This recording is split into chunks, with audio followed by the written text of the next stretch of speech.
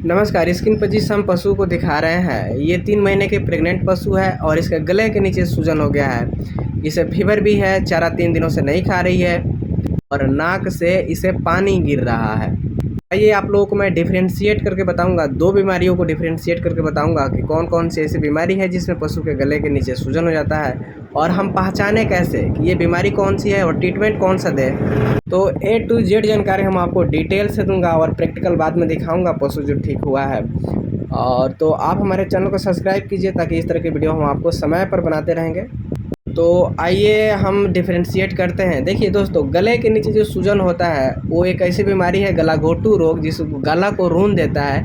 वो एक प्रकार का खतरनाक बीमारी होता है जिसमें अधिकतर पशुओं की जान चली जाती है। वो गला को ही रूंध देता है, उससे पशु से सांस नहीं लिया जाता और सांस नहीं लेने की वजह से पशु की जो मृत्यु हो जाती है। फीवर उसमें भी देखने को मिलता है क्योंकि वो बैक्टीरियल इन्फेक्शन से होता है, तो फीवर उसमें भी है। लेकिन ये जो हम सिम्टम आपको, ये लक्षण जो दिखा रहे हैं स्किन पे, इस पशु को जो सूजन हुआ है बोतल की तरह लंबा सूजन हुआ है, इसलिए इस बीमारी का ही नाम है बोतलजा। बोतलजा इसलिए बोला जाता है क्योंकि गले के नीचे जो सूजन है बोतल की तरह लंबा सूजन हो जाता है।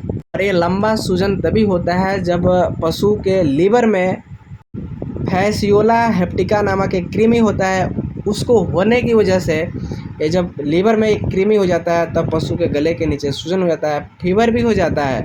103.5 डिग्री फ़ारेनहाइट इसको फीवर है, 3 दिनों से बीमार है।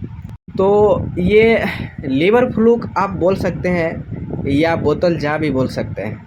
तो आइए मैं अब इसको ट्रीटमेंट हम बता रहे हैं कि कौन कौन सा ट्रीटमेंट आप पशुओं को देंगे ताकि पशु जो है बिल्कुल ठीक हो जाएगा। देखिए प्रेग्नेंट है, प्रेग्नेंट के ध्यान में रखते हुए ट्रीटमेंट आपको देना है।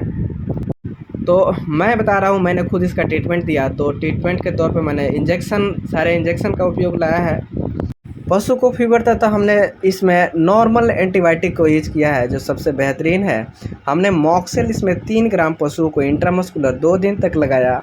पशु को गले के नीचे जो सूजन था, सूजन को कम करने के लिए हमने जो प्रेग्नेंट पशुओं को दी जाने वाली जो इंजेक्शन है, हमने आइसोफ्लूड हमने 8 ml हमने थोड़ा कम डोज में ही पशु को इंट्रामस्कुलर 2 दिन तक लगाया। उसके बाद हमने तीसरा इंजेक्शन हमने CPM और B कॉम्प्लेक्स को हमने 8 ml 2 दिन तक हमने इंट्रामस्कुलर दिया। पशु को फीवर था, टेम्परेचर हाई था, तो टेम्परेचर को कंट्रोल करने के लिए हमने इसमें बोलस को यूज़ किया है। तो मेलोनेक्स प्लस हमने इसमें 1500 mg का बोलस हमने एक बोलस हमने सुबह शाम चलवाया। उसके बाद जो कृमि को किल करने के लिए कृमिनाशक दवा हमने नीलजान हमने 50 ml पशु को सुबह खाली पेट में हमने पिलवाया। 50 ml इसलिए पिलवाया ताकि पशु का जो वेट है कम है, ठीक है, लगभग इसका वेट आपको 2.5 कुंटल या 3 कुंटल के आसपास होगा, इससे ज़्यादा नहीं, इसलिए मैंने 50 ml ही यूज़ किया है इसमें। उसके बाद हमने लीवर के लिए बेस्ट लीवर टॉनिक हमने इसमें दिलवाया पशु को। एक्टोलिव फोर्ट हमने 500 ml और हमने इसमें 30 ml सुबह शाम हमने लगातार हमने चलवाया। और भूख बढ़ने वाली फीड सप्लीमेंट जो दवा है बोलस के तौर पे हमने फ्लोराटोन फोर्ट बोलस हमने आधा बोलस सुबह शाम दिलवाया। पशु के शरीर में हीमोग्लोबिन की भी कमी लग रही थी क्योंकि जब हमने इसकी आँखों की म्यूकस मेम्ब्रेन को जब देखा तो पूरा वाइट सा पड़ गया था। तो हमने इसमें जो हीमोग्लोबिन आयरन जो बोलस आता है, हमने फेरिटास हमने इसे एक बोलस पर डे 7 दिन तक हमने चलवाया, उसके बाद बंद कर दिया।